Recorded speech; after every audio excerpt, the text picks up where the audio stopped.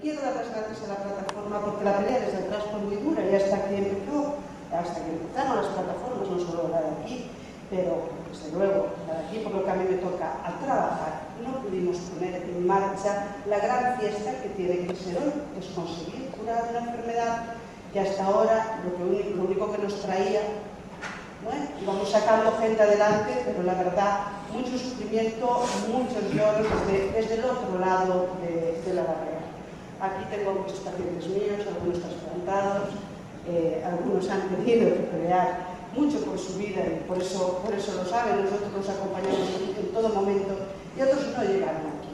Y yo tengo una promesa a uno de los que no llegaron aquí, se murió al año del trasplante, que me dijo que si podía ser, que eso no volviera a ocurrir.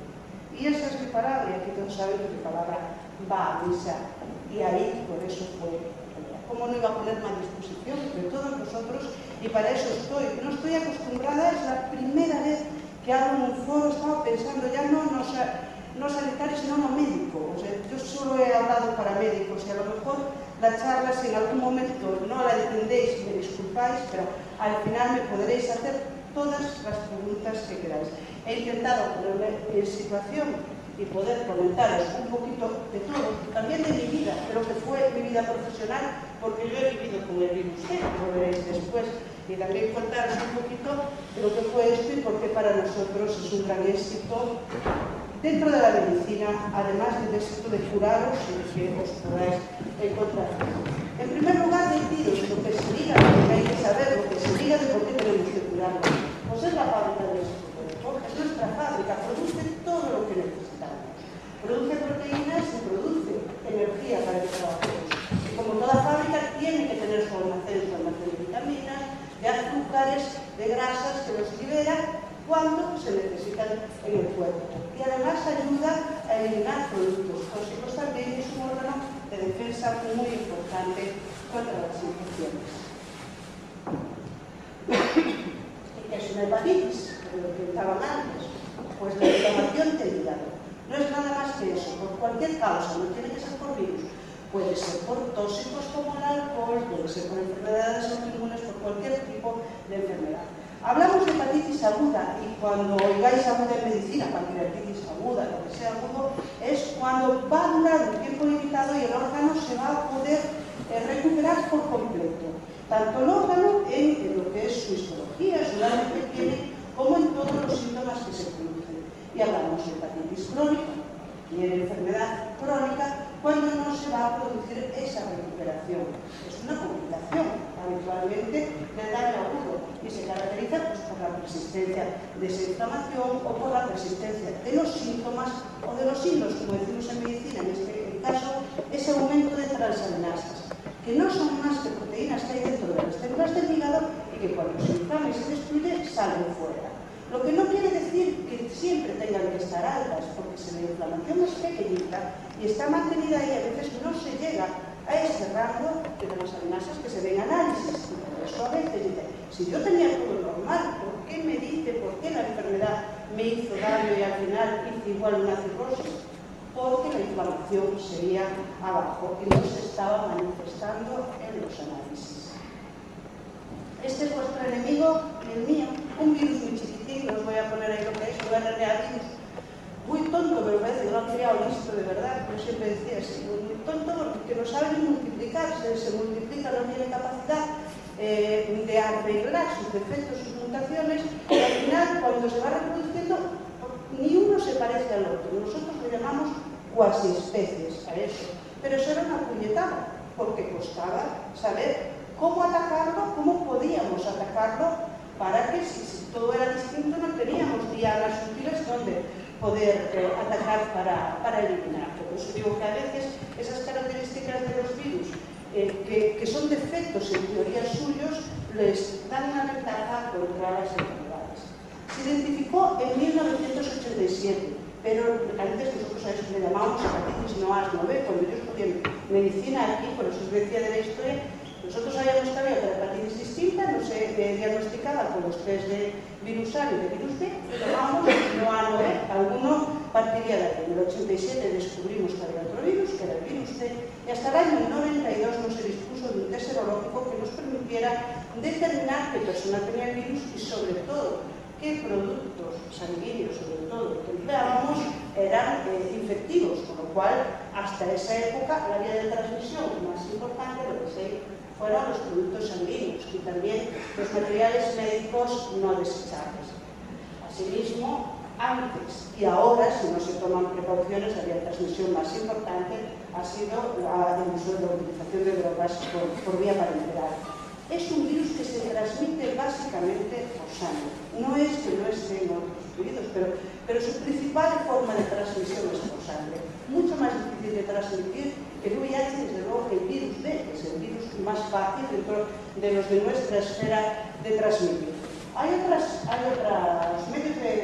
formas de transmisión, pero menos frecuentes, las prácticas sexuales de riesgo, siempre más que todas estas que son de muy bajo riesgo. La inhalación de otras drogas, da igual la exposición profesional, la nuestra, porque no tenemos vacuna, lo pone aquí para su prevención, con lo cual hemos estado siempre expuestos también los profesionales sanitarios, virus, acupunturas, tatuajes. Es posible la transmisión vertical, pero es muy rara, se hablaba de un 3%, salvo pacientes infectados con altas cargas, no había prácticamente transmisión, y tampoco había transmisión en relaciones sexuales monógamas. Siempre decíamos, este virus castiga a los fieles, porque había que estar muy encima para que se consiguiera una transmisión. Por eso que las parejas, los contactos, sí deben hacerse serologías de virus C, lo habitual es que no estén contagiados. Tampoco con nuestros instrumentos de aseo habitual puede existir riesgo de contagios en contacto con sangre, pero esto es de lo más inusual. No se ven habitualmente contactos intrafamiliares.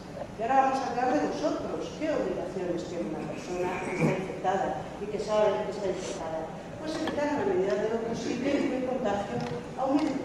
¿Cómo? Pues cubriendo nuestras heridas, advirtiendo que no se entre en contacto con nuestra sangre y, si es posible, pues limpiar a nosotros, utilizar siempre material de agujas desechables, pero luego evitar compartir el material de higiene personal, informar a los profesionales sanitarios que nuestra enfermedad, esto no existe en las enfermedades autoinfeccidas, ha sido un problema de la estigmatización que la propia gente tenía. Yo creo que no tanto dentro del sistema sanitario, sobre todo los hospitales, porque nosotros conocíamos bien los medios de transmisión y, desde luego, nuestra tarea, yo creo que desde hace muchísimos años, ha sido con que no se considere ninguna enfermedad, ya no voy a hablar de las infecciosas, sino también de las adicciones a drogas como autoinfligida. Nadie en esta vida quiere enfermar, nadie. Es una tontería. Cuando se plantea eso desde cualquier ámbito sanitario es para llamar inmediatamente la atención a la persona que te esté diciendo eso. Porque sí, lógicamente nos trae consecuencias determinadas actividades. Pero si nos dicen antes, no, es que vas a enfermar y vas a morir, bueno, pues pasa con el tabaco, pues se fuma igual. Pero nadie quiere tener un cáncer de pulmón. Al final la consecuencia es que somos adultos y lo tenemos que llevar, pero desde luego nadie nos puede decir que es por culpa nuestra. Con lo cual uno debe comentar sin problemas en el ámbito sanitario, desde luego, que tiene una enfermedad que pueda contagiarse. No donar sangre, tejidos, órganos o semen, y esto va a ser incluso después de la curación, porque los riesgos, nosotros hablamos de respuestas virales, aunque a efectos prácticos de clínica, de historia de la enfermedad, es una curación.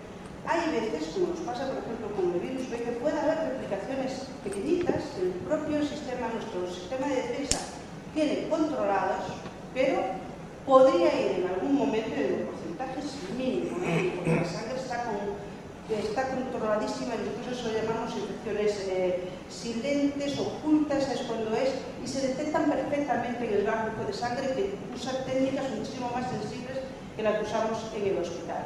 Pero por ese motivo, o sea, ya directamente ellos evitan, se va a detectar en el momento que hagan las pruebas, pero si uno ha pasado una infección. Igual lo voy a decir, cuando la gente se enfada y dice, pues a mí no me dejan donar, y digo, os voy a decir una cosa, a mí tampoco me dejan donar.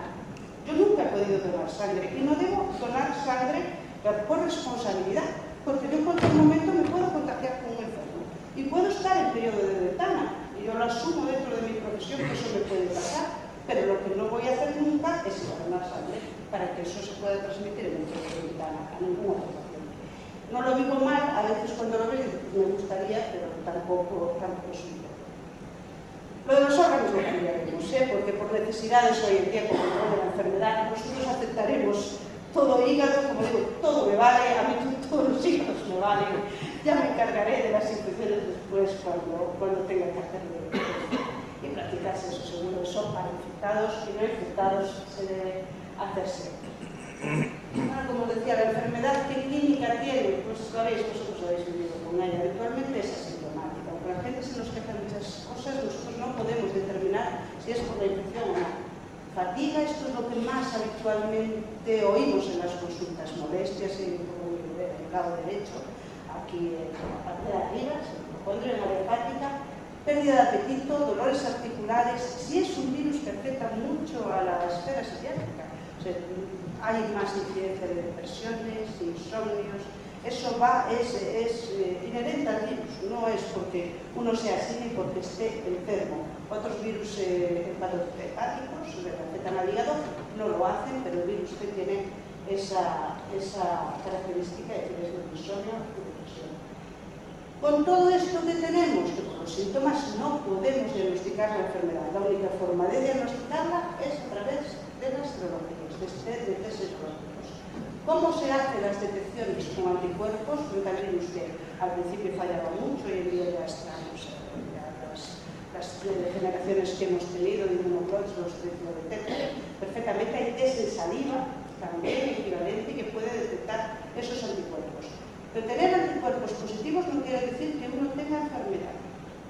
Eso siempre, cuando os hagan incluso después de la curación test de anticuerpos de virus D, siempre van a ser positivos. Porque los anticuerpos marcan el contacto con el virus, no marcan que el virus esté activo. O sea, que los que hayáis pasado la enfermedad y el virus ya no se esté multiplicando ni esté curada, seguiréis teniendo anticuerpos positivos. No os asustéis si os hacen ese análisis y os lo dicen. Pues sí, y ya está. La única forma de saber si está activo o no es a través de la replicación viral. Técnicas especiales de amplificación que nos permiten saber si se multiplica y cuánto se multiplica ese virus. Cualquiera, o sea, da igual que sea el C, el P, el E, lo que sea. La bioquímica hepática ya os dije que podía ser normal, las transaminasas pueden ser normales, la bilirrubina normal, el hígado puede estar funcionando perfectamente, por ahí no lo podemos ver en ocasiones, hasta un 20% de los pacientes tienen completamente normal su analítica y eso, aunque suele tener mejor pronóstico, hasta un 15% aproximadamente desarrollan enfermedad crónica y severa con transaminasas normales. Ya sabéis que hay distintos fenotipos. ¿Cómo diferenciamos los fenotipos? Como os dije antes, todos eran cuasi especies, todos son distintos, pero pudimos ver pronto que había determinadas regiones que se repetían y eso nos permitió definir distintos tipos de virus. Todos son malos, hacen el mismo daño. Incluso alguno que nosotros decíamos que era bueno hace más daño, como el fenotipo 3, con perdón, así yo el fenotipo 3 ha sido muy puñetero, se curaba muy bien, pero el que se quedaba ha hecho durante estos años pues, más desarrollo de enfermedad que otros fenotipos. Para nosotros era importante porque la diferencia estaba en las pautas de tratamiento y cómo curarlos, exactamente igual que ahora. La diferencia para nosotros es qué tratamientos tenemos, o sea, contra qué tipos de virus actúa cada fármaco, que eso se va a solucionar muy prontito, y las duraciones de los tratamientos. Muy prontito porque todas las generaciones nuevas de fármacos valen para todos los tipos de virus, prácticamente con las mismas pautas, cada vez más potentes y más potentes. Bueno, una vez sabemos que tenemos la enfermedad, hay que saber cómo de dañados estamos. Hasta ahora ya sabéis que todo fue evolucionando lentito, esto fue más lentito, solo teníamos biopsia hepática hasta hace unos años para deciros cómo estabais. Después tuvimos test serológicos a través de determinaciones de sangre y al final llegó esta máquina que todos conocéis, el fibroscan. muy cómoda, ya lo veis, en solo 5 minutos podemos evaluar si la gente no está muy gordita y llegamos bien. ¿Cómo de duro, os lo voy a decir bien, cómo de duro está ese hígado? Nosotros no somos capaces, es una estimación, de determinar fibrosis. Lo vais a entender muy bien con un ejemplo. Si a mí viene alguien y me da un puñetazo en la boca, aquí como al señor Rajoy, la boca se me pone. Y si yo me pongo un aparato que me mira encima, pues está durísimo. Pero está, porque tiene elasticidad, que es lo que mide. Mide inflamación y mide fibrosis. Con lo cual, cuando os tratamos, muchas veces baja muy rápido. Pero nosotros no sabemos qué significa eso, cuánto hay detrás. Cuando nosotros hacemos una determinación de fibroscal en un brote de hepatitis con mucha inflamación, sube, se multiplica hasta 3-5 veces el valor que tendría. ¿Es una cirrosis? No. Cuidado, porque a veces lo que tenemos detrás hay que interpretarlo, lo que hay es inflamación. A mí me ha sido muy útil, porque además de saber mover muy bien la muñeca y aquí no hay nadie del Sergas para que me eche la bronca, yo puedo poner la cifra lo que me dé la gana, y como decía yo, y si había inflamación, pues mejor, porque lo que nos dio fue acceso a tratamientos, con lo cual, pues me daba exactamente un poquito igual cuánto tuviese de fibroscal. Si nos importará en el futuro, si nos importará las biopsias que tenéis previas para saber los seguimientos. Pero en realidad, yo tuve que dar una charla hace poco en Málaga que era así, es fiable, con mucha interpretación. O sea, tienes que tener muchos datos, no solo ese valor de fibroscal cuando lo tengáis, sino es el conjunto de todo lo que nos va a dar cómo estáis de verdad. Al final, pues sí nos sirve como estimación, pero simplemente pone estimar. Fibrosis es estimada, no decimos que sea real. Entonces, luego se lo ponemos. Ahora hablar un poquito de la historia natural. Es una enfermedad muy larga. Como muy corta, son 15 años. Desde una hepatitis aguda, desde una infección aguda, no toda la gente, lo veréis luego, aproximadamente un 20% se curan espontáneamente, gracias a su genética, a su padre y a su madre, que a lo mejor le han transmitido unos genes capaces de que su sistema de defensa funcione muy bien contra ese virus, estimule muy bien determinadas proteínas de defensa y lo elimine, y el resto, pues aproximadamente ya nos íbamos a un 70% aproximadamente, era un 20 un 30% de pacientes la curaban espontáneamente y el resto hacen una infección crónica. No todas progresan, por eso a veces necesitamos paciencia. Tranquilidad, que esto es muy largo, no los tratamientos no tienen que todos queremos que vayan todos a la vez, pero no tenemos capacidad de respuesta a eso y si tenéis que tener confianza cuando os decimos tranquilidad, que a veces no hay tanta prisa, porque esto es cuestión de años, no es cuestión siquiera de meses, aunque a uno no le guste vivir con ese huésped a bordo. Bueno, como veis pasa por distintas fases, al final un porcentaje pequeño puede complicarse haciendo descompensaciones de la enfermedad, tumores, o llegar al trasplante. Así números que he querido poneros los números, pues mirad, pues de 100 aproximadamente 15 se curan, 85 hacen una enfermedad crónica, 17 pueden hacer una cirrosis y 2 pueden desarrollarnos un cáncer de hígado. Claro, si esto lo llevamos a números grandes, ya sé que va a números grandes. Y no queremos ni, como digo, ni 20 tumores, yo no quiero 20 tumores, y a lo mejor en mi área pues me tocan 20 tumores. No quiero padecer ni uno a poder ser, yo lo digo como, os hablo como si fuera los nuestros, pero es así. No quiero ver ninguno, no quiero que padezcáis ninguno. ¿Y qué podéis hacer vosotros para que esto no corra más? Pues, ¿veis? En esta enfermedad participan muchos factores. El paciente, esto no lo podéis cambiar, cada uno es como es y como ha venido desde él. El virus tampoco lo podéis cambiar, el que os ha venido también de ser, pero esto sí. Los factores externos que van a hacer que progrese más la enfermedad. El alcohol, la dieta, ¿por qué? Porque el sobrepeso y la grasa del hígado, y aquí veis también la diabetes, hace que progrese más la enfermedad. El virus que ya es listo, porque la grasa inflama el hígado, hace inflamación. El virus que ya es muy listo, como decía yo, parece tonto, pero no lo es, el mismo produce grasa. Es un virus lipotrófico, le llamamos el lipovirus, y usa nuestros receptores de grasa para entrar a las células a infectar y produce grasa del hígado e inflama más. Pues no lo tenemos que ayudar. Nosotros cuidar nuestro peso antes y después de habernos curado, eso desde luego. El tabaco, el cannabis tenemos demostrado que también puede hacer progresar la enfermedad, y de determinados fármacos que no voy a decir que puedo tomar, me podéis preguntar lo que queráis después, pero que pueden afectar.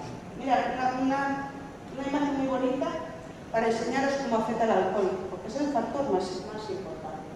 Si no consuméis alcohol, este es el daño que puede hacer en el hígado, el daño que puede haber en el hígado, como otras enfermedades.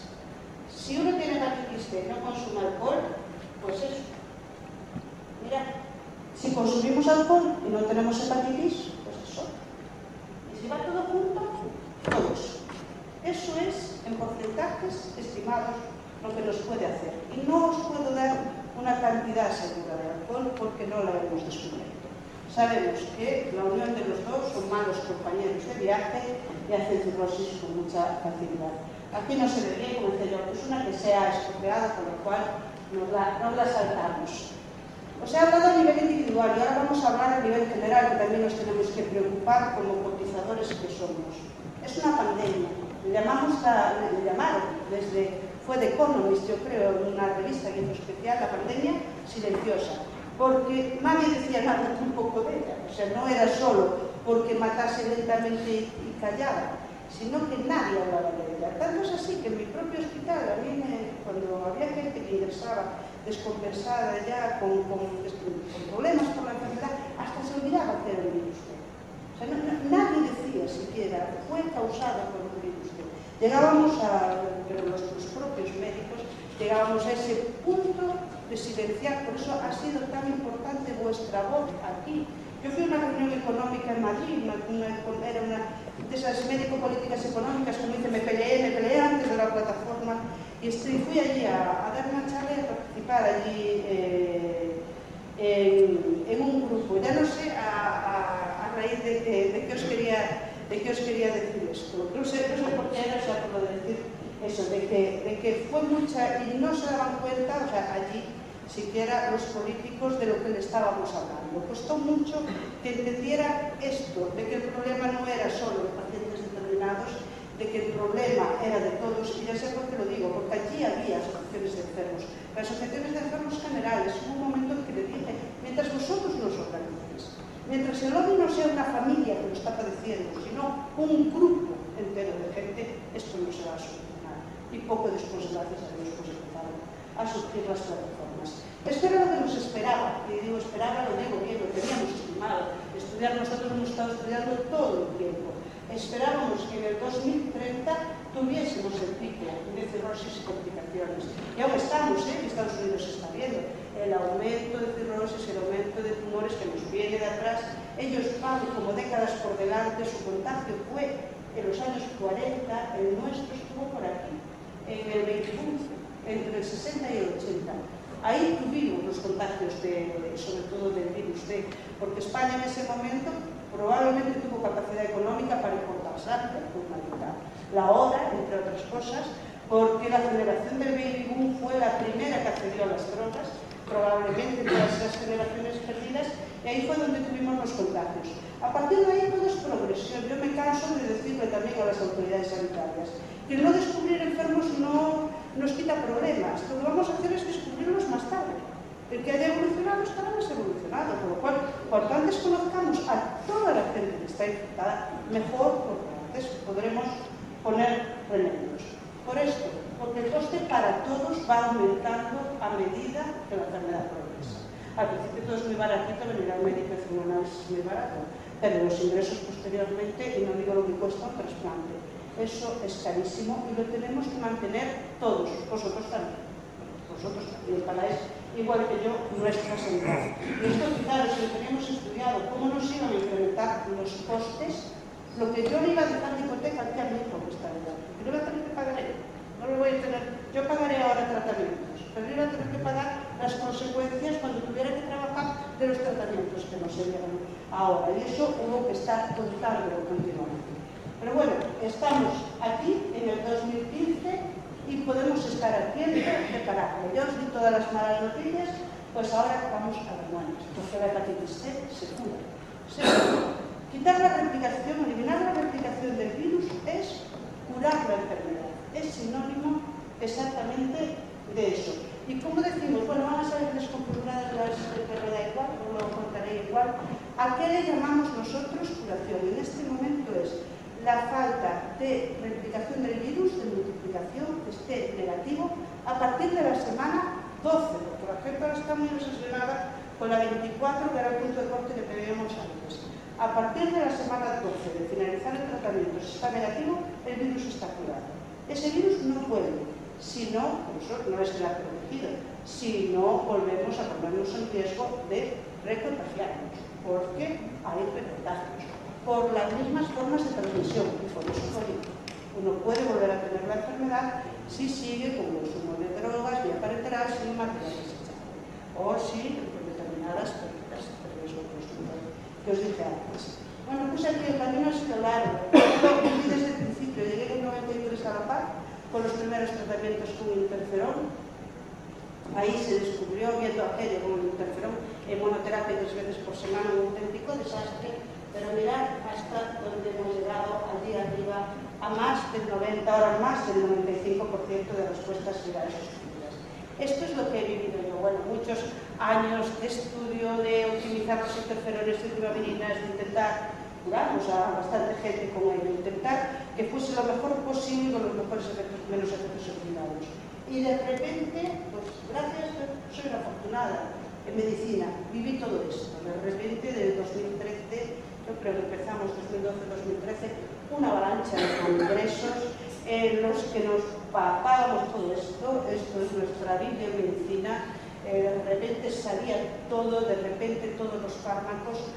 Conseguir algo tan difícil, y os voy a hablar, veis cómo se nos concentra todo aquí. En el 2014, primera mitad y segunda mitad, la tenéis ahí, a ver si va.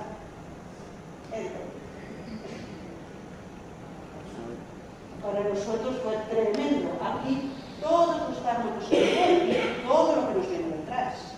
Todo lo que nos viene detrás. Cada congreso para nosotros son 80 ensayos nuevos con 80 presentaciones que tenemos que conocer de todo lo que hay para que cuando vosotros llegáis a nuestras consultas estemos preparados con todos los fármacos, por lo menos conociéndolos. Si no nos los dan es otro asunto.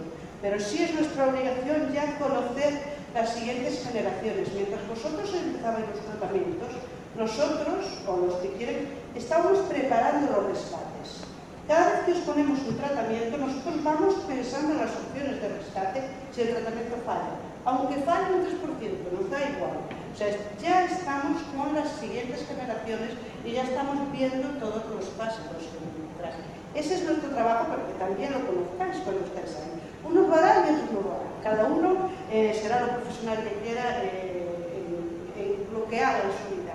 Pero esa es nuestra obligación, estar preparados siempre para lo siguiente que viene. Fue un auténtico triunfo, se llamó así. En medicina se ha comparado la eliminación del virus C, conseguir estos fármacos con el descubrimiento de la penicilina, las máquinas de diálisis y la insulina. Así, tal cual. Porque era muy difícil lograr esto. Dije al principio cómo era el virus. ¿Y por qué os cuento esto? Era con menudo rollo. Para que no se hable tan mal de los laboratorios farmacéuticos. Porque detrás hay un trabajo inmenso.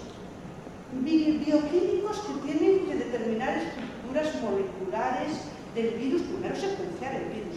Una cosa tan tonta que os lo voy a enseñar, que esto es como tener modelo donde probarlo. Antes teníamos animales, aquello era un desastre auténtico. Hasta que tuvimos un modelo celular de un pobre niño que se murió de un hepatoblastoma, que es un tumor que se multiplica sin fin, y tenemos las células de ese niño, es una cepa con la que trabajamos en todos los laboratorios para probar, se infectan esas células para probarlo, y con la que incluso hacemos hígados bioartificiales, están hechos en tal. Pues conseguir eso también es un éxito. Conseguir diseñar los fármacos que lo bloquean es un éxito, y probarlo también. Y os traje una placa que la vais a ver, esto es el replicón. Esto es como se mira, notaron por una anécdota muy simpática, un compañero cirujano de trasplante de País Vasco, de Bilbao, que me decía, ¿ves? Aquí es, o sea, las células infectadas. Y no se ve bien, es cuando le echan un fármaco y cuando le echan dosis, con 1, con 2 y con 3, con las distintas dianas. Y me decía este compañero, me dijo, ¿qué sentiría sería el primero que vio las placas blancas al llegar al laboratorio y ver todo? Digo, haría levantaría el teléfono y llamaría a sus jefes de laboratorio. Pero conseguir esto era dificilísimo. Ellos lo consiguieron, ellos después pusieron su precio, pero desde luego no iba a haber ningún sistema de salud público, ni el americano ni ninguno, que invirtiera el dinero para hacer todo esto. Y esto es lo que da la curación a la gente, en esto y en otras cosas. Ellos ganan una barbaridad de dinero, pero ellos os ayudan a vosotros. Y yo que no gano ni de verdad ni pierdo nada con esto, o sea, en eso tengo que defenderlos, porque ya están trabajando en otra cosa. El dinero que han ganado aquí lo están invirtiendo en hígado graso, que es nuestro siguiente problema en el mundo. Pues ellos están trabajando en eso, con lo cual, el condenar tanto, pues podremos decir, oye, sí, que nos lo abaraten un poco, ya lo están abaratando, que no hagan tanto, pero son empresas que nos consiguen esto para nosotros. Aprovecho porque es el primer cerro que tengo para cuando se hable de Egipto, porque es que yo como hay tantas cosas, yo no puedo hablar y dice, es que Egipto se lo daba, pobre Egipto, ¿sabéis lo que pasó? Tienen el 30% de la población contagiada. Sus propios sistemas de salud la contagiaron. Al principio fue por ablaciones de clítoris. Después fue, o sea, nosotros hemos llorado en congresos de evento aquello, de lo que les pasaba. Después fueron las campañas vacunales, con el material y con alguna hemoglobina que pusieron, infectaron población. Hay zonas, en lo que es el delta del Nilo, que se le va a morir el 20% de la población activa, de la población en edad. O sea, ¿cómo no ibas a rescatar un país como Egipto? Pues lo haríamos todos, eso no puede ser. Pero nosotros no éramos Egipto, yo lo decía, pero una vez cuando me pregunté, es que nosotros no somos Egipto. No podemos ser África un día y Europa otro, o estamos en un lado. Y esto es todo lo que os tengo que decir de eso. Nada más para, como es la primera vez, aclarar determinadas cosas que uno también tiene que conocer cuando habla, y que yo creo que no somos los médicos los que tenemos que salir a explicarlo, lo vivimos en nuestros congresos, pero eso después, pues, la gente tiene que estar informada cuando lo dice. Hoy en día, ya veis, disponemos de muchos fármacos en distintas dianas, no los voy a poder para poder trabajar. Las combinaciones nos dan lugar, mira, esta también me sale de la negra porque no va a salir aquí en Europa al mercado. Vamos a tener, estas son las que tenemos aquí hoy en día, vamos a tener muchísimas combinaciones. Algunas de estas que ya están preparadas probablemente para este año, a finales de este año, son combinaciones también en una sola pastilla, nos permitirán el rescate de fracasos que tengamos hoy en día al tratamiento. Ya vale para todos los tipos, activas contra todos, ya veis con qué tasas de respuesta, esto ya lo conocéis, aquí estamos hablando ya del trasplante descompensado, ese bajito, pero prácticamente más del 95% de los pacientes se curan. Y se curan con mucha seguridad de las pautas, no son los efectos secundarios que se han pasado con el interferón. Esto, para que lo conozcáis en ensayos, cuando veis esto azulito, es comparado, no sale aquí con placebo, lo que de verdad dan un poquito mayores estos fármacos. Fatiga, náuseas, picor, insomnio, cuando ponen astenia y fatiga, astenia es el cansancio, el reposo. Cuando estoy tirado, que estoy en sitio. Y la fatiga es cuando estamos haciendo ejercicio. Pero eso prácticamente es de lo que se nos quejan en la consulta. El dolor de cabeza de mucha gente se queja porque realmente es un poco. Pero sobre todo es ese caso. Recomendaciones durante el tratamiento para el que esté. Pues ahora muy poquitas, antes teníamos que dar muchas como el interferón, pero ahora simplemente la primera que es fundamental, informarse. Algunos de vosotros aún no han sido tratados, tiene gente que conoce que aún va a ser tratada, informar acerca de todos los medicamentos que se toman, porque hay determinadas pautas con muchas interacciones y hay algunos medicamentos que no se pueden tomar con ninguna pauta de tratamiento, que están absolutamente prohibidos. Hay uno para el ritmo cardíaco en el que hubo pacientes que acabaron con marcapasos por frecuencias cardíacas bajísimas por culpa de las interacciones. Es importante, por lo que os digo, sobre todo porque los medicamentos del virus T pueden volver tóxicas medicaciones que no lo son, y en pocos casos porque otras medicaciones hacen que se absorban mal los fármacos y nos disminuyan disminuya la curación del virus por eso. Cumplir las pautas de forma correcta, que de tontería, a veces cuando es una pastilla al día.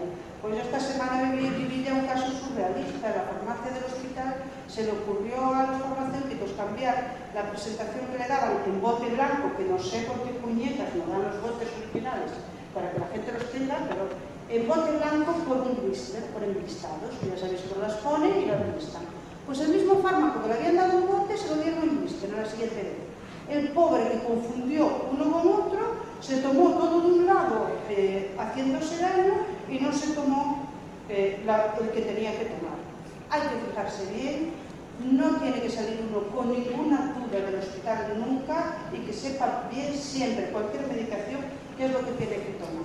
A veces nosotros vamos a carreras, estamos corriendo, nos vamos pensando a la vez y se nos olvidan cosas y nos liamos. Pero vosotros tenéis que preguntar. Ahí no hay un ogro nunca delante. Si hay un ogro, si lo decís es un ogro. No pasa nada. Y dice, se para uno, es verdad, siempre ustedes hay que no ríen. A ver, ¿quién está para tener una consulta? ¿A quién se lo ocurre? No. Se para y que uno tenga las cosas claras antes de salir a casa. Asistir a todas las revisiones fijadas para que no haya efectos secundarios que nos pierdan y ponerse en contacto con nosotros, con quien sea, enfermería o médicos cuando haya eventos adversos. Nunca suspender el tratamiento, desde luego si es posible, sin entrar en contacto, porque a veces lo podemos solucionar fácilmente, es una pena perder la efectividad. Y ahora voy a deciros qué pasa cuando terminamos esto. ¿Qué pasa cuando nos curamos? Pues cambia toda la historia natural de nuestro cuerpo. ¿Veis aquí la posibilidad? Aquí aunque se vea que dice, oh, es poquito, esto es muchísimo. En global, en medicina, el bajar de descompensaciones, muertes y demás, toda esta cantidad es muchísima. Y sabemos que cuando se cura el virus, desde luego cambia toda la historia natural. Veis aquí, disminuye la mortalidad, fijaros, no solo de enfermedades de hígado, de todas las causas. Porque el virus también causa diabetes, aumenta la enfermedad cardiovascular, puede afectar al riñón, por lo cual disminuye la mortalidad tanto que se iguala a la de cualquier persona, si el cáncer no lo tenía, de su edad. Se iguala, esto lo habíamos visto, en cirrosis compensada, es este estudio a la población general. Es distinto a los descompensados, como os decía, la gente que ya estuvo muy malita. No sabemos dónde está el punto de no retorno, dónde se divorcia la enfermedad y la infección. Curamos la infección. La mayoría de las veces curamos la enfermedad, pero otras veces la enfermedad sigue por libre. Y sigue por libre más, vamos identificando factores de riesgo. En la gente que consuma alcohol, o sea, por eso decimos, después hay que seguir cuidándose, hay que seguir haciendo una vida saludable, que la gente que tiene más peso. Lo veis aquí, fijaros, en 23.000 personas ya, un estudio en 23.000 personas tratadas, a ver si veo yo aquí, fijaros cómo cae la mortalidad, todo el riesgo de muerte, el riesgo de tumores que no desaparece, pero disminuye muchísimo, y el riesgo de trasplante que baja aproximadamente también un 80%. Siempre va a quedar gente que ya esté tan avanzada la enfermedad en la que no podamos pararla. Y esto quería deciroslo, por eso hay gente que tiene que seguir en consulta cada 6 meses, porque la incidencia de tumor, mirad, no llega al 2%, en algunos casos, según la edad, no desaparece, o sea, no llega a desaparecer completamente para que nosotros podamos decir, ahora, iros tranquilamente, que no hay que haceros nada.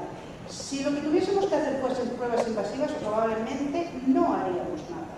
Pero como sabéis que os controlamos con ecografías, y una ecografía no mata a nadie, no molesta y es muy barata, entonces no nos cuesta nada el seguir haciendo revisiones cada 6 meses.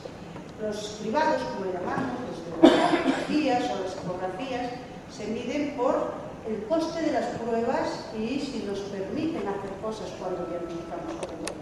Y en los tumores de hígado es así. Si nosotros lo cogemos con tiempo, podemos curar. Tiene curación también. ¿Y por qué hacemos cada 6 meses las pruebas? Porque es el tiempo que tarda en duplicarse de tamaño un cáncer de hígado. Con lo cual nos permite, si no lo vemos de una vez, cogerlo un poquitito más grande la siguiente y un poquitito más grande después, pero con tiempo para poder dar tratamientos y curar la enfermedad el tumor en ese caso. Por eso es importante que determinada gente siga haciendo las revisiones, aunque ya esté curada. Esto también lo hemos visto porque no sabíamos si iba a ser igual. Esto es de este último congreso americano, si con los nuevos fármacos iba a pasar lo mismo, y deciros que sí, que desde luego las complicaciones desaparecen. Y otra cosa muy importante, se me ha ido toda esta diapositiva, ahora no lo digo así, pero no solo desaparecen las complicaciones en enfermedad avanzada, sino que cuando quitas la causa del daño en el hígado, el cuerpo está preparado para revertir la cicatriz, para revertir la fibrosis y volverse sano. Incluso, no sé si saldrá después, el hígado cirrótico. Si nos deja ver, esto es en gente con poco daño. Desde donde partíamos, mirad, muchos quedan igual, con poquito daño, y otros mejor. Y con cirrosis, salió una foto ahí que no se ve, pues mirad, todo esto es una cirrosis y veis cómo va bajando en más de la mitad de los pacientes el grado de cicatriz que tienen en el cuerpo. Haremos fibroscanes, no sabemos, eso lo hemos demostrado también, no sabemos cuáles son los puntos de corte óptimos, pero si iremos poco a poco diciendo, probablemente año a año, a la gente que tenga más lesión del hígado, cuánto va mejorando su enfermedad. Estas son las recomendaciones de seguimiento ya cuando se está curado según guías clínicas, nos lo dicen. En pacientes con fibrosis leve moderada, hasta fibrosis 2, y eso no os he traído las imágenes, nosotros lo tenemos en punto de fibroscamos, podemos decir cuánta fibrosis tiene cada uno estimado cuando tienen biopsia, pues hasta fibrosis 2. Cuando comprobemos que el virus esté negativo al año de haber terminado, con fibroscam o sin fibroscam, os podremos dar el alta tranquilamente. Ese hígado se va a recuperar, prácticamente esos 2 puntos de cicatriz van a mejorar y estaréis sanos. Igual hablo para los resultados que están aquí, que se han tratado muy pronto su enfermedad, ese hígado queda exactamente igual que como se puso. Tendrá los daños de su trasplante después, los problemas que haya, los problemas inmunológicos además, pero el virus ya no causará ningún daño. Los pacientes con fibrosis, y probablemente ahí como F3 le llamamos nosotros fibrosis avanzada, deben realizar ecografía de los 6 meses, le he explicado por qué. Informar sobre el riesgo de reinfección, nos lo dicen siempre, y aquellos que sigan con adicciones a drogas o con prácticas de riesgo debemos hacer un análisis anual para comprobar, esos pacientes seguirán en consulta para comprobar si hay reinfecciones del virus y valorar, según lo que ellos quieran hacer, si hay que volver a tratarlos. Y mantener unos hábitos de vida saludables, ya os he dicho, de control de peso. Es importante, y el consumo de alcohol no excesivo, a mí me gusta pedir de fiesta también, así mi chico lo sabe, pero excesivo saber que os puede hacer daño. Y ahora ya lo último, hemos conseguido arrodillarlo. Ahora esto es la tarea que os queda a vosotros, esto os lo encargo a vosotros. Hay que acabar con él. O sea, nosotros estamos ahí abajo, pero hay que acabar con él. Y ningún fármaco es útil, no va a ser útil si no se da. Esto es y lo vais a ver aquí muy bien, es que esto es lo que se da. Fijaros, esta gráfica, esto es para médicos, esto es de economía sanitaria, para que lo entendáis. Aquí nos dice, en blanco es un fármaco que sea muy útil, que cure mucho, como los que tenemos ahora. Y este es uno que cure muy poquito, como el que teníamos antes. Si se lo damos solo al 25% de la población, mirad, pues no hay diferencia. ¿Qué más da que sea bueno? Si no se lo damos a mucha gente, esto no vale para nada. Aquí es donde se ve la diferencia. Eso es lo que nosotros tenemos que explicar a los políticos. Para que a largo plazo sea bueno, hay que dar a mucha gente. Y para darlo a mucha gente hay que conocer quién está infectado. Y estas son las estimaciones que tenemos. Mira, solo conocemos un 25%, dicen. Yo creo que a lo mejor algo más. ¿Y por qué no lo conocemos? Hay muchas barreras. Porque los pacientes no quieren contarlo a sus médicos. Porque hay gente que no quiere reconocer determinadas conductas que han tenido de riesgo. Bueno, no saben. Porque el médico no sabe preguntar. Y me incluyo muchas veces, porque nos cuesta. También. Y se nos olvida, si has tenido inyecciones herviditas, si pues también se nos olvida, ¿no? Y después, pues hay otras barreras externas que todos conocéis, que por encima no nos deja que los pacientes infectados tratemos a todos ellos, sino solo a un porcentaje.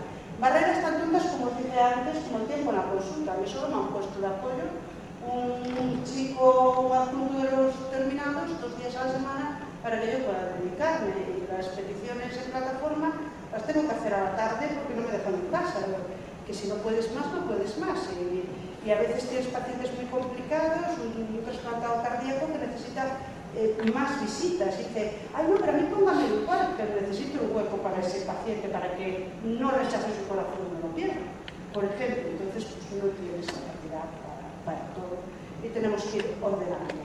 Desde luego lo ideal es que este embudo de los que hay se abra completamente y bueno, no haya barreras y podamos terminar con la enfermedad. Deciros esto, porque hay un plan, el plan está para cumplirlo, se está diciendo aquí pique. Este es el cronograma del plan nacional. Yo creo que nos hemos quedado aquí en la primera raya.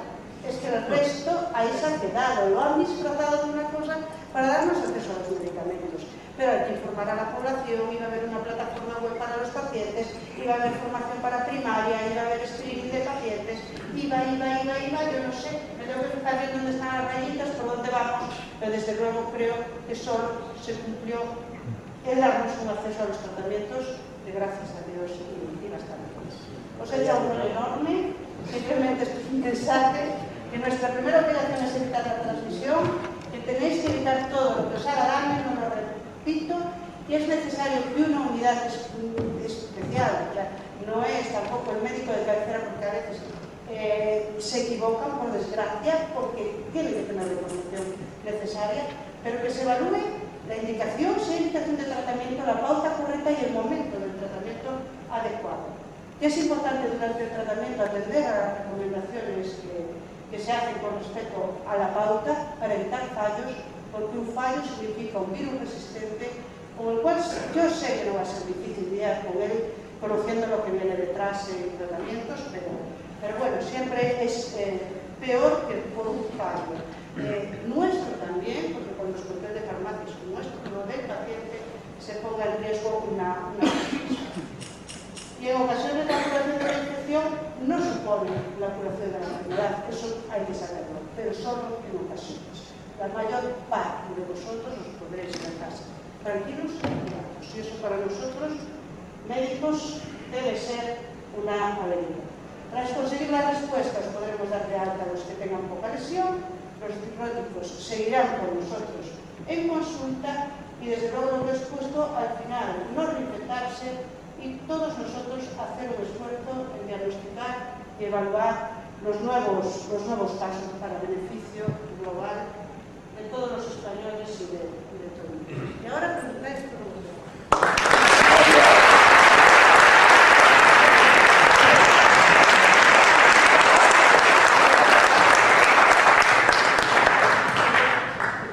que gracias no solo por la cantidad de información que se nos facilitó en esta charla, sino por algo que a mí me parece incluso mucho más admirable, que fose quen de falarnos de unha forma que todos podemos entender, ¿no? O cual, unha persoa que se ve moito, habitualmente o máis difícil é que consiga explicar ou transmitir ese conhecimento de forma que todos os podamos entender. Ben, como ela mesma se puso en exposición, abrimos un turno para que preguntedes o que queirades, cousas que non vos quedaron claras na exposición ou outras cousas que traíades na cabeza, sin máis. A ver, yo era donante de órganos, vale, y es una cosa que me anda, rebulle. Aunque mi hígado no va a callar, esto es una tontería, pero bueno, a mí me interesa. Aunque mi hígado no va a callar. Bueno, digo yo, en caso de que mi hígado ya no sirviera para donar, como yo he donado todo mi cuerpo a la ciencia hace ya mucho tiempo, todavía me lo recibe. Aún vale. La ciencia te lo va a dar siempre, pero es distinto donar la ciencia que ser donante de órganos. En este momento, nosotros probablemente, veremos la OMT, tendrá que definirse en eso, pero probablemente aceptemos los hígados infectados o que hayan pasado en hepatitis C, siempre y cuando no tengan un grado de fibrosis importante, lógicamente para la persona que lo va a recibir. posiblemente, o sea, si la vida de biopsia, si tienen una hepatitis crónica leve o ha quedado algún daño, se tendrá. Hay incluso algún, pero en ensayo clínico yo he visto que se ha trasplantado un órgano con el virus infectado, replicando, y se le puso tratamiento después y no hubo ningún problema. Yo creo que no estamos en situación que hace, bueno, leí el otro día, me mandaron al país una cosa que me parece espantosa con respecto a la donación. Desde luego, por dinero os puedo asegurar, pero por lo que decían, no se traen esos sapos. Digo, porque no parece que no aprovechamos todo, y es que salió una noticia así muy tal, os puedo asegurar que eso no lo traga en su vida el trabajo en una unidad de trasplante, nadie. Eso no puedes, o sea, no puedes personalmente, es tan duro que no puedes. Con lo cual, desde luego, si a mí me preguntan si el órgano me vale, cuando tengo a tanta gente esperando, y sé que no tengo órganos para ellos, a mí me vale absolutamente todo. Ya me encargaré después. Con lo cual yo espero, esa es la ONT la que tiene que asumir esa política, cambiará muchas cosas con respecto a la política de virus, como el B cambió, yo espero que con el C cambie pronto, y si la gente tiene ese deseo, pues también pueda llevarlo a cabo de forma altruista. Yo también soy donante desde muy pequeño, desde que era mayor de edad. Yo también. Gracias. Mira, vamos a ver una pregunta. ¿Qué diferencia hay? Bueno, yo estoy tratada con interferón y ribavirina, estoy yo en la fiducia, pero ¿qué diferencia hay entre los que fuimos tratados con la medicación antigua a los que son tratados con los de nueva generación una vez finalizado el tratamiento? Ninguna. La persona curada, o sea, lo que sirve es curar el virus. Da exactamente igual con que se dé. No tiene ninguna repercusión. Tú te quedas curado y los efectos beneficiosos son los mismos. Es quitar el daño, es quitar la nosa, lo que le esté haciendo daño al hígado, cualquier enfermedad, lo que hace que pueda recuperarse. La capacidad de recuperación es la misma, igual que la que hicimos, de desaparecer esas cicatrices en el hígado, igual con interferón ribavirina que con otras actividades. Tú pasaste un calvario, Sí. La gente, y ahora la gente puede seguir haciendo su vida normal con el tratamiento. Venga, gracias. Mira, yo por ejemplo, en el tratamiento tenía las plaquetas en 40. Y ahora que lo he acabado estructurado, las tengo 70.000 y creo que no me va a subir. ¿Por qué no me va a subir las plaquetas?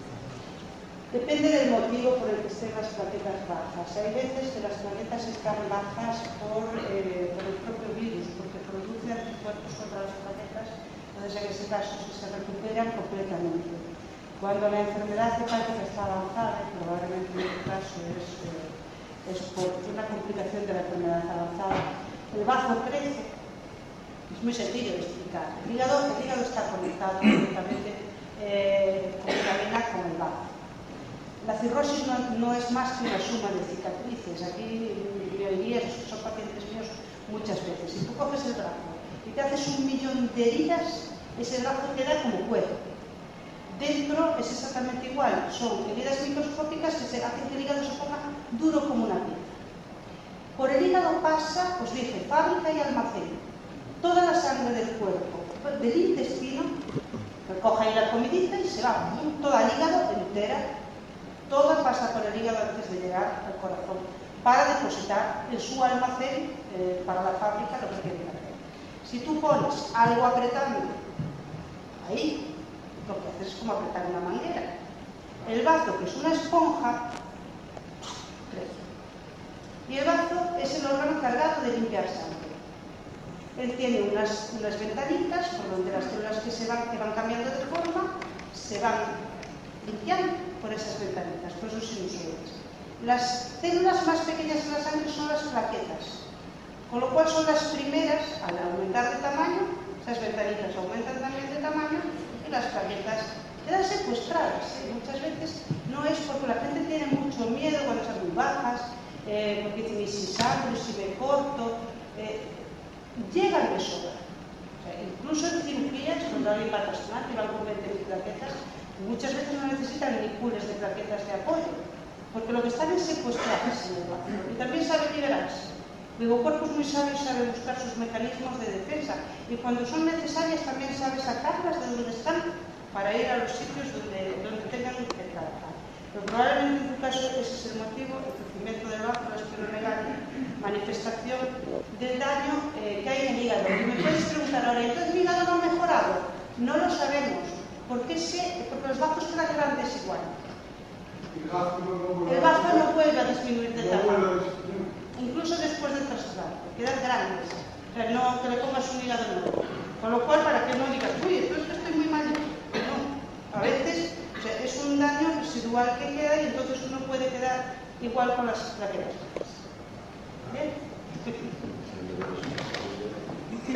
Trabajar en ese caso, que es como Soarboni, el Ipasvir, el Sovaldico Betaclinza y otros que se podrán combinar en la pauta de ARI, como lleva muchos fármacos, pues en ese momento lleva siempre un inhibidor de proteas asociadas, pues no se puede usar, probablemente va a tener pues también son los que más interacciones tienen. Y eso también decimos una cosa, eso es lo que nos tiene que mover. O sea, cuando empiezan con... Yo tengo prohibido que me digan cuánto cuesta cada medicamento en los laboratorios.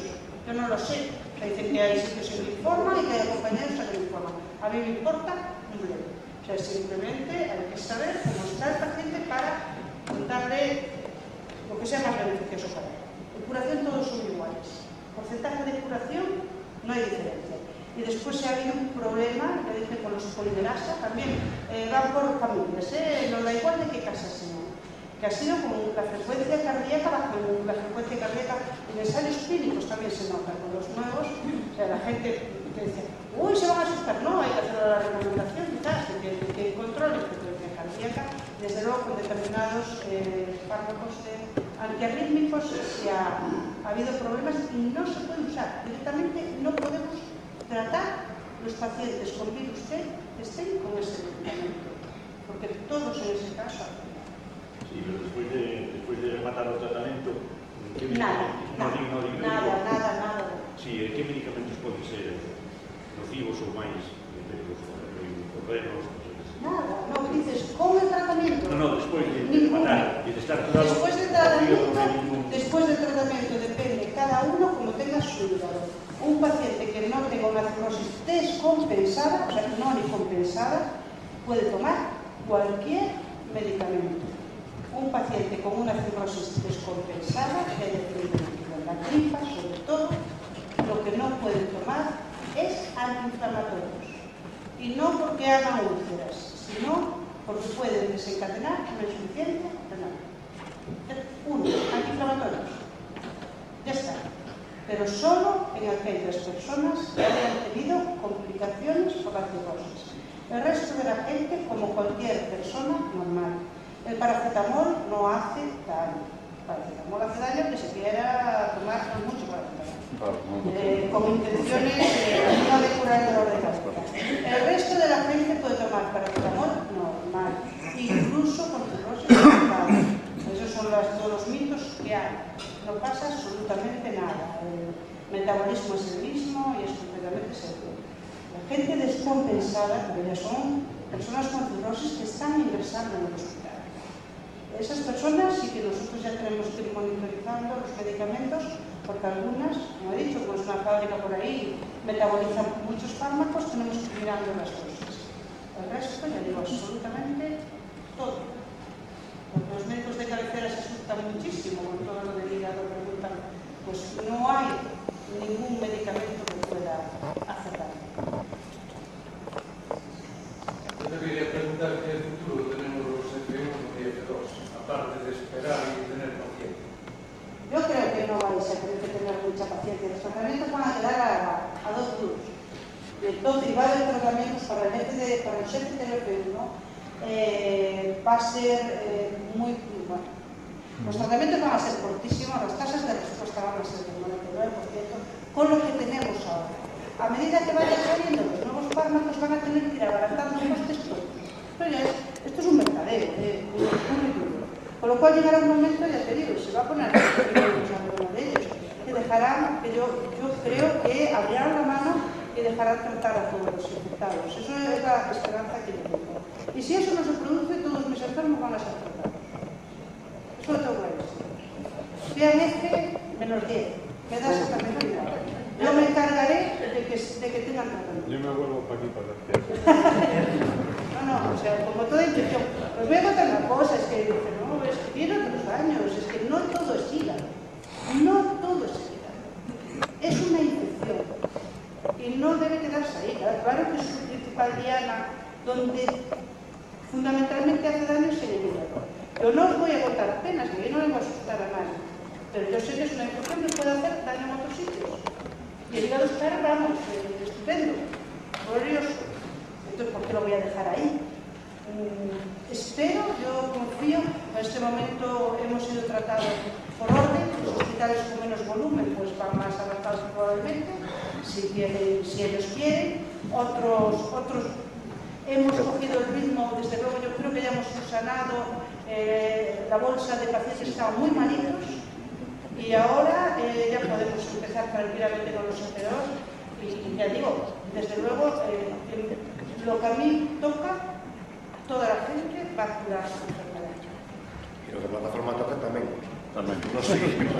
Nos obviamente seguimos e aí estamos totalmente de acordo, seguimos dicindo que evidentemente a primeira que tratar os casos máis graves, ainda que hoxe se han tratado os efecteros, non os podía tratar porque ten F4 sin tratar a día de hoxe, non é un problema de vontades, é un problema de porque dan de sí o sistema, porque dan de sí as persoas que tienen que tratar, pero evidentemente o objetivo é que en 2018 non haxa restriccións, non haxa indicacións por parte do Ministerio, sino que era como era di, que aquela persoa que está infectada poda ser tratada. Se puede erradicar la enfermedad, ¿no?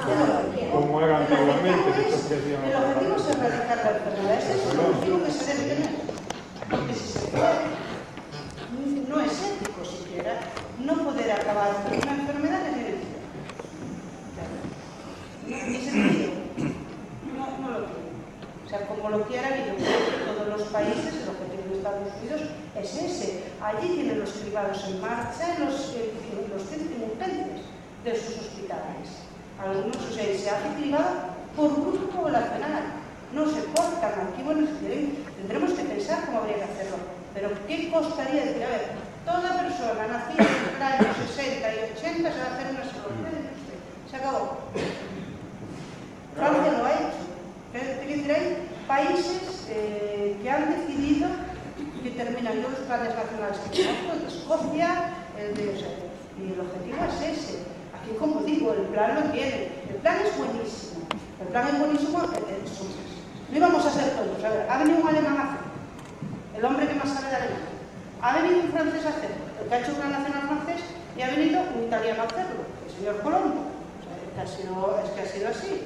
Pavlovsky, Colombo y Michael Mann. Nos han hecho plan nacionalista. El resto, o sea, tenemos gente del mismo nivel que ellos, pero bueno, estaban acompañando. No iban a hacer un chulo. Fantástico. Lo que ellos están haciendo y nosotros no. En Alemania se tratan todos los efectos. Allí sí. Y en Estados Unidos también. Tenemos las cortes, o sea, sabemos, tenemos todos los datos de cómo se curan en la, o sea, de los resultados en Alemania. Van a ser el mismo, pero... También las cárceles están curando, o sea, también las cárceles. Yo me imagino ellos no tienen, dudo mucho lo paguen. No dice, no es que no pongan ayudas a los sitios donde no se puede pagar. Y desde luego yo he visto muchos planes con Medicare de las compañías farmacéuticas para poner a disposición. Me cuesta pensar, no sé, Estados Unidos no lo sé, pero me cuesta pensar que en Europa se trate de forma distinta la comunicación. Sobre eso quería concretar un poco de información. É curioso porque Estados Unidos que ten un dos sistemas penais máis duros do mundo, probablemente máis duro que o que temos en España, o que hai na maior parte dos países europeos. En Estados Unidos sí que se está tratando presos, e hasta tal punto que sí que hubo unha aportación en certo sentido similar aquí en el Estado sobre si era Medicare o Medicaid que tiña que facerse cargo dos custos, os tratamentos dos reclusos, pero é dicir, que non cuestionaban os tratamentos dos reclusos. En España, que presume ser un país con sistema penal avanzado e non sei que, contradictoriamente se é moito máis restrictivo en eso que en países tan duros como Estados Unidos, non? E tamén completando un pouco o que decía a doutora Molina, xa antes estaba en exposición sobre o tema da implantación do Plan Nacional, non? O Plan Nacional, nós tamén, cando se aprobou como plataforma, o valoramos como un plan moi positivo e reconhecíamos que tiña elementos importantísimos de avance. Ben, o certo é que o plan estratégico ten 4 liñas fundamentais, das que a liña de tratamento é a liña 2, os tratamentos.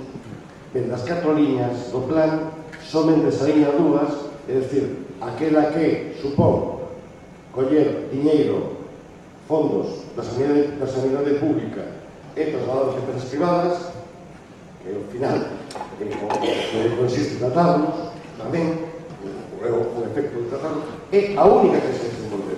É a única que se desenvolve de todas elas.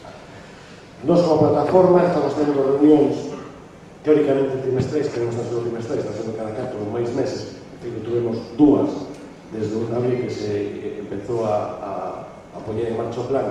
Nos estamos tendo reunións coa Dirección Xeral dos Sergas para facer un seguimento do que é a aplicación do plan en Galicia. Nos pedimos na primeira reunión que tivemos que se iniciase inmediatamente unha acción de formación que a veces están pedindo a eles para o personal sanitario de primaria, personal médico e personal de enfermería de primaria. Se nos dixo que se estudiaría, na segunda reunión se nos dixo que estaban niso. A día de hoxe, 3 meses despois de arrancar o plan, ese plan de formación non existe. No plan se di que se abrirán, que se farán campañas de información e se abrirán webs de información para pacientes e planes de formación para a población en xeral, información sobre a enfermedade. Non se fixo absolutamente ninguna de información. E na última reunión se nos di que o Ministerio vai abrir un día destes unha página web e xa remite a página web do Ministerio, é dicir, que non sabes moi ben para que queremos unha consellería de sanidade, porque se ao final van a funcionar como a delegación do Ministerio en Galicia, pois francamente nos aforramos toda a estrutura dos Sergas. Non necesitamos a estrutura dos Sergas para ter unha delegación do Ministerio, xa sabía. E por último, nos vimos reclamando desde o minuto 1, digamos, desde que se produciu os primeiros avances en materia de apertura de criterios para consentir os médicos, que eso tiene esa gracia, ¿no? Consentir os médicos que nos receten. Desde que se produciu os primeiros avances nisso, vimos insistindo na necesidade, como tamén antes manifestaba a doutora Molina na exposición, a necesidade de facer plans de cribado sistemático que permitan facer agromar toda esa bolsa desconhecida, toda esa bolsa oculta de pacientes. Estamos falando de en torno a 3/4 partes da poboación infectada e da poboación que padece enfermidade non a coñecemos. Nin eles saben que están infectados, nin o sistema os ten identificados. Iso, en cada país normal e desenvolvido, sería normal. Es decir, o primeiro que intentas saber é a que se tens que tratar para non tratar. Bueno, isto podemos parecer un chiste, pero na última reunión da Consellería estábamos José Manuel Maiseu, sí, lo pasamos bárbaro, con el personal, e nos decimos, bueno, pero a ver, é importantísimo que se faga de unha vez un sistema de screening, cribado de poboación e tal, para que podamos localizar todos os pacientes que dan por aí como bombas ambulantes sin saber que son. Resposta do director xeral. Bueno, e se os necesitamos, que facemos con eles? Resposta obvia. Tratamos sin determinarlos. Bueno, pues claro, a resposta implica como pensan. A resposta implica como pensan. É dicir, non é que se les olvide facer un plan para detectar pacientes, é que non os queren detectar, porque se detectan, teñen que tratar. Iso é un problema. Porque o objetivo da administración sanitaria non é curar a xente nin tratar. O objetivo da administración sanitaria é que non se vexa que hai enfermos. Claro. este é o verdadero problema de fondo, ¿no? Eso yo creo que es una barbaridad de gente que hay, pero creo, bajo mi punto de vista, y creo que sea un poco lo que digo, que esto es una barbaridad la de gente que hay infectada que no lo sabe. Nosotros ahora ya lo sabemos. Nosotros ahora ya podemos ir por ahí diciendo, oye, pero los que están a nuestro lado, los que nos rodean, la gente no saben nada. Calculamos que en España se pensaba que era más, se bajó 1,5% de la población. Exactamente un 1,5%. Yo no creo eso. Es lo 1,5% de los gallegos, 1,5%. Es mucho, pero... No es mucho. Teníamos las estimaciones por bancos de sangre que estábamos, te digo, el último mapa que pudimos hacer aproximadamente es lo que calculamos aquí. Mucha gente. No son, pues mira, teníamos 800, serán 400.000 personas, más. ¿Cuánta gente hay en las prisiones? Porque... No, pero eso ya son... Tienes grupos determinados de gente, claro.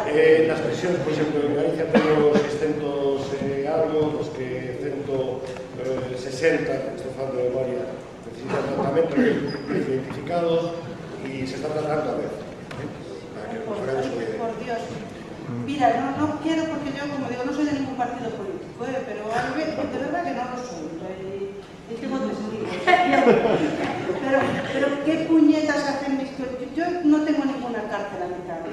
Como tuviera una cárcel a mi cargo, ya la tenía enviada. Yo también, yo tocaría La tenían paga. O sea, porque a Santiago no le toca una cárcel. Te digo, pero ¿qué porras hacen los hospitales que tienen cárceles a su cargo? Porque que yo me muero. Yo tengo trasplantados, o sea, gente presa que ha venido desde prisión a trasplantarse. ¿Mire usted? No. Y han venido desde la prisión, traídos a su trasplante. Como digo yo, bueno, a veces preguntamos, pero nos reímos siempre, pero no es una risa, que como decimos, cuando nos viene una persona presa, preguntamos por delitos de sangre, porque la verdad no creo que a la familia que nos da el órgano le gustase determinadas donaciones, ¿no? Fuera de eso, yo digo, es que no se me ocurriría, como dije, no hay nadie enfermo porque quiere, digo, el que ha cometido un delito lo está pagando, la justicia se lo ha puesto. ¿Qué hacen los médicos que están allí? Yo que ya no puedo gritar más ya a mis compañeros, ya me quieren mucho, para que me quieran más. Sí, me conocen todos los de Setas, ¿no? Ya me conocen. La señora Carolina, que tiene un rifirrafe conmigo, si no es por eso, es por el tafimidis, o no crees que solo eso es el tratamiento de la polineuropatía neuroidótica, es el tratamiento, cada vez que de repente le aparezco yo por detrás, creo que le das un síndrome. Pero, no, y es verdad, o sea, es que detrás hay personas que somos responsables de vosotros, yo lo vivo así, no soy responsable de vosotros como en vuestra... Pero así me han educado en la facultad, se me han educado La Paz, que es mi casa. Lo primero, sois vosotros. Y somos responsables de vosotros. Y el que no esté haciendo ahí atrás, o sea, es que ya no sabes qué decirle. Caramba, pues tú tienes una cárcel, esos pacientes son tuyos, son tus enfermos. Y hay gente, pues tienes que estar allí haciéndote la cara por ellos. Es lo único que nosotros podemos hacer. Las pastillas es fácil, ¿eh? Pero, bueno, vamos a ver, por no dar un tratamiento xa non me meto. A ver, que máis así? Vamos a ordenarnos un poquillo, Manuel. Eran unos 20 minutos e tiñamos un par de palabras pedidas, teníamos unha I, J, aquí tamén pedidas, verdad? E temos cargos, o sea que vamos a intentar ir con orden e áxiles, vale? Porque despois temos que marchar. Que estamos obligando a traballar fora do horario ao consenso e non vamos a meter tempo de máis. Bastante violento de facer vir hoxe. Jota. Vale, yo cambio de tercio total. A la sanidad. Otro problema como el de las cárceles, el tratamiento a los presos en pelea personal y toda la plataforma es a los menores, aunque no te dediques especialmente a la pediatría. Te resumo rápido. Yo tengo el virus hace 50.000 años y no llego a F1. Yo tengo un hijo por transmisión vertical, contagiado, A los 5 años le hizo una biopsia, se me ofreció interferón, al cual me negué con 5. Porque una de las palabras que dijiste en tu intervención que me quedó aquí grabada es la prisa. Enfermedad lenta, no tener prisa. Vale, yo nunca tuve prisa, pero la espinita de tu hijo sí que provoca y acelera una prisa, ¿no? Entonces me negué a ese tratamiento por ser interferón y por tener 5 años, pero hace un año que creamos la plataforma y ahí sí que me vino la prisa, porque acaba de cumplir 17, con 16, los cumplí ahora en diciembre, con 16 su fibroscan era F2, superando el mío, entonces la prisa era gritar, vamos. Entonces, bueno, que sepas que está curado, le dieron un Arboni 12 semanas, ya hizo el periodo de 3 meses sin tratamiento y está indetectable. Dentro de un año se le hará un fibroscan. En fin, la espinita está fuera, ahora me toca a mí, que la pregunta de mi compañero sobre los F0, F1 ya la contestaste. Y la pregunta es, algo que se cuenta de unos tratamientos adecuados para niños, porque bueno, el mío tiene 17, casi está en la mayoría de edad, pero nuestra pelea con mi hijo fue que no se lo daban. Se lo dieron porque estaba en F2, pero no se lo daban porque era menor de edad. Que no están ensayados los fármacos. Entonces, ¿y cuándo se va a estudiar eso? ¿Qué pasa? No es, como dice, la verdad no ha sido nunca una prioridad de los ensayos. Los fármacos están ensayados desde 18 años y entonces lo hacen por seguridad. Yo creo que dependiendo, o sea, con un F2 sabes que puedes esperar a pasiva, y bueno, pues lo han dado igual como uso compasivo, eso ha tenido que ser un uso compasivo, porque no bueno, hay... F2 y a punto de cumplir los 18, se lo dieron por el plan estratégico, no fue uso compasivo. Bueno, pero bueno, por los pelos, nosotros en otros sitios eso no pasaría, fuera de Galicia, o sea, nosotros hemos caído en el extremo opuesto completamente, no sé si por miedo o lo que sea. Tú hoy en día le metes al visía lo que quieras y a nadie se le ocurre decir ni pío. Pero tú me preguntas cómo funcionan las cosas y es así. O sea, además la población pediátrica se cuida mucho por seguridad. Los ensayos son de 18 años hasta 80, pero tratamos gente mayor de 80 y no hacemos nada. Pero se incluyó, hay ensayos, hay medicamentos que no pusieron límite de edad por arriba, como tampoco los antitumorales, los de hepatocarcinoma, pero nos ponen los 18 años porque tienen que firmar el consentimiento informado y ese es el problema de los ensayos clínicos, con lo cual no tiene seguridad. Pues él tuvo que firmar, él como menor de edad no tiene autorización, sin embargo sí firmó él, como si tuviera mayoría de edad, y también firmé yo como representante legal. Quiero decir, al final sí que se lo dan cuando es menor y no tiene que firmar, pero firma. Yo no entiendo mucho. No, pero firmar representante legal también. Te quiero decir, vamos a ver, esto no es cuestión de querer darlo o no, es cuestión de seguridad de los tratamientos. O sea, ahí nosotros como médicos lo que se mide es la seguridad. Si a mí me dices a efectos prácticos, un niño con encima de 35 kilos, o sea, vamos, hay adultos que andan cerca, con lo cual no va a cambiar el metabolismo. Y dices, ¿va a pasar algo? No pasa nada. Cuando te dicen que no en ese momento, o sea, es porque no está ensayado. Todo lo que no está bajo ensayo clínico tiene que ir como uso compasivo. Eso es ley de sanidad. No entramos, que quiero decir, en eso sí que después el médico puede modular más o menos el querer decir, oye, a mí se me dices hasta dónde puedo esperar, o si tengo un niño precisamente que ni se me ocurre, que lo veo progresando. Digo, pero eso ya es a título individual. El uso compasivo, si lo has leído, no lo asume solo el paciente ni el representante legal. Lo asume el médico que lo receta. Si hay algún problema, el médico responsable también, pues te digo que ahí va bajo ese epígrafe. O sea, que en caso de 10 años, que pese casi 50 kilos. Yo esperaría y que tenga F3 o F4, hombre, que eso no hay duda de que el pediatra va a tratar. Yo no creo que haya ningún médico que se le ocurra decir que no. Me costaría pensar. Bueno, pues hay que estudiar. Yo he visto las cosas que no pensé que iba a haber en mi vida, con lo cual, pero bueno, me gustaría pensar, tengo que pensar que mis compañeros son buenos y bien eficientes, como se dice. Es lo que debo pensar, como en todas las profesiones. Me cuesta. Después cada uno demuestra lo que quiere demostrar, pero yo tengo que estar con ellos siempre y es lo que tengo que contestar. No voy a decir, no.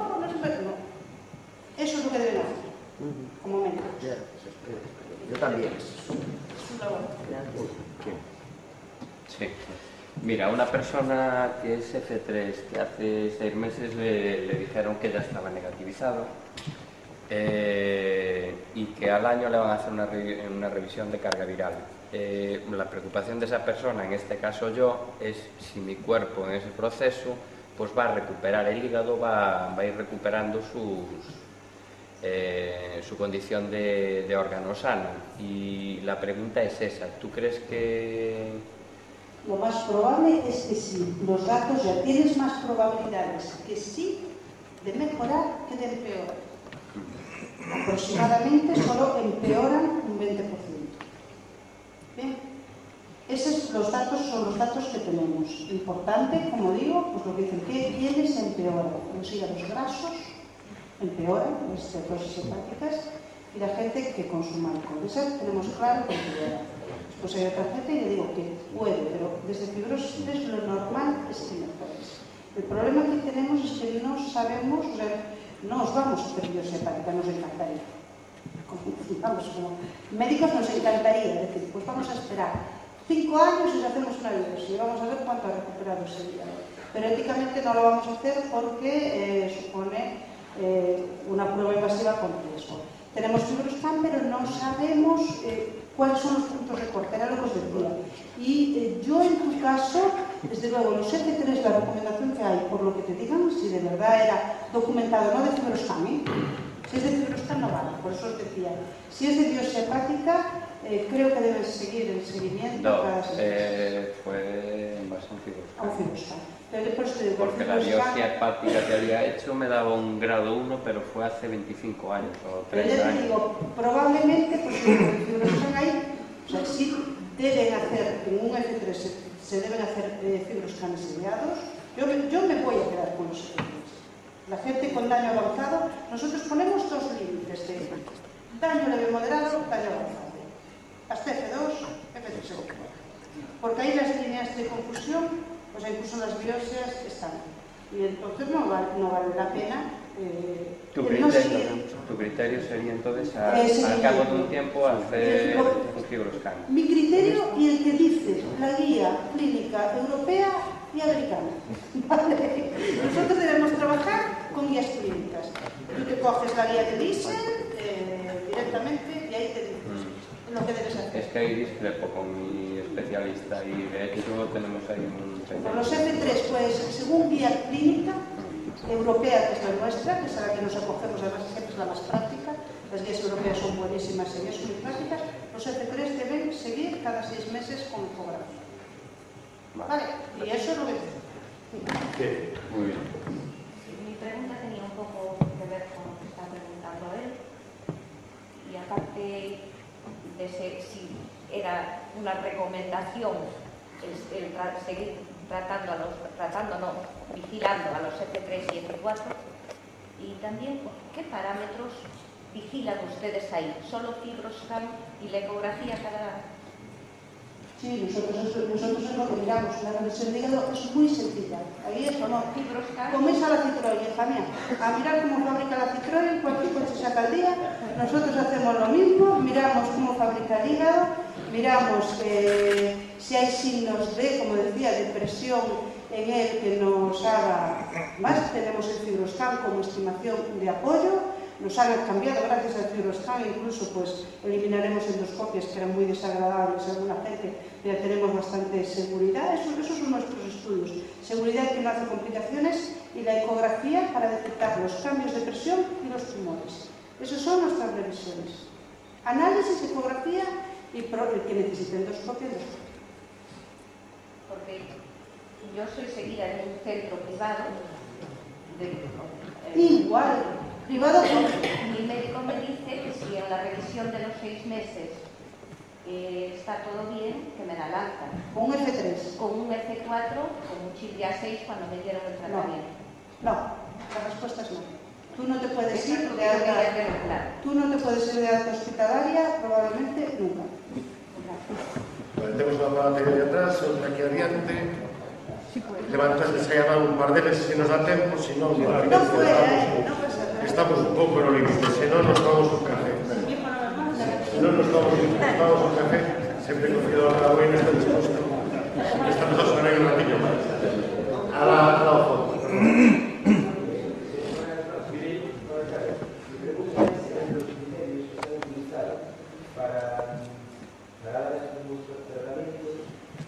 Me imagino que todo está condicionado por el tema de los recortes, por el tema de la crisis. Yo médicamente, como médico, creo que nunca marcaría esos recortes. Es decir, tienes que estar en un F2, no tienes que estar en un F3 para tomar la medicación y no valorar toda la historia clínica que puedes llevar con 30 años, como he dicho, las terapias son formulares. O sea, no, os lo voy a explicar bien, lo vais a entender muy bien. El corte de F2, o sea, porque no os lo puede poner todos los estudios que hay, nosotros lo teníamos todo mirado. Ya os dije que no toda la gente hace una cirrosis, solo un 25% si llega, o sea, si llegas muy bajito, pone ahí 17%. Ahí estábamos en ese límite. Solo esos pacientes eran los que desarrollaban la enfermedad. Teníamos unos medicamentos muy agresivos, con muchos efectos secundarios. Entonces nosotros tuvimos que definir a partir de qué personas eran las que entraban en riesgo de desarrollar enfermedad. Y entonces vimos que los F0, F1 no desarrollaban enfermedad. La mayoría duraban tiempo. Siguiendo, se hacían biopsias cada 5 años, la gente con virus C, por ejemplo. Entonces ibas viendo si progresaba o no. Los F0 y F1 no se trataban y a partir de F2 sabíamos que el 50% iban a hacer cirrosis en un término medio, un promedio de 10 años. Entonces ahí se ponía tratamiento. Ahora eso cambia porque los tratamientos que tenemos no tienen efectos secundarios. No hay que verlo en dinero. El problema es que están adaptando criterios antiguos, como dices tú, ahí sí, ahí juega dinero, claro. Ellos tienen una forma de amarrar, pero porque el criterio era con interferón y tirabolina. No podías dar, tú no puedes dar un tratamiento con más efectos secundarios, eso es riesgo-beneficio, lo que calculamos siempre, con más efectos secundarios que beneficio en ese momento. Si yo de repente te desencadeno gracias al tratamiento un cuadro psicótico, maldice la gracia que ha hecho el tratamiento. O una hepatitis autoinmune, o una psoriasis gravísima. Maldita la gracia cuando yo tenía un F1 y no me iba a pasar nada. ¿Qué me ha hecho el médico? Hoy en día eso tiene que cambiar, porque los medicamentos no tienen efectos secundarios, con lo cual eso es el motivo del cambio, como te decía yo, que tendrá que abrir a todo el mundo, y el motivo por el que antes, desde luego, no se nos ocurría a mí tampoco tratar a una persona que no tuviese la debilidad. Un F2 negativizado al 6º mes se hace una eco, pero fibroscan no hará falta, ¿sí? Un F2 negativizado no necesita fibroscan. Yo creo que no cuesta nada hacerlo. O sea, no necesita, en guía clínica, en las recomendaciones con guía clínica no hace falta, porque se asume que se va a recuperar completamente. Pero creo, no a los 6 meses, ideal, fíjate, donde se ha visto en 2 años, donde se ha visto, la verdad, que va a haber mejoría, no al año. Pero tú un F2, ya haces un fibroscan al año, ves que aquello no ha cambiado, está dentro de F2, no todos los números van a ser iguales, y te puedes ir con toda la tranquilidad del mundo. Y hoy en día, ¿qué protocolo hay actualmente aquí en Sergas de averiguar a los pacientes que llegan, por ejemplo, al médico de cabecera para saber si tienen hepatitis o no? No hay ninguna. O una analítica de sangre. Pero la analítica de sangre no se hace en serologías, no. Solo se hace, el médico de cabecera tendría que determinar qué persona tiene factores de riesgo y hacer la serología. Pero dijiste que puede estar infectado, pero no más que transaminasas. Puedes estar infectado y tener las transaminasas normales. Sí. No hay manera si no es con una serología. De momento, si los médicos no hay claridad serias. Entonces, ¿cómo vamos a erradicar? ¿Cómo se va a descubrir? Pues ese es el problema. Ese es el problema. Si estuviera haciendo, no lo estaríamos pensando. Lo pediríamos. A ver, dígame ese Silvestre que me están metiendo presión aí al animal. Non sei se queréis falar los dous, un por los dous, pero o que es esa rara. ¿Quién puede hablar conmigo en la consulta? O que es esa rara. No, lo dejo igual. Bella, dale.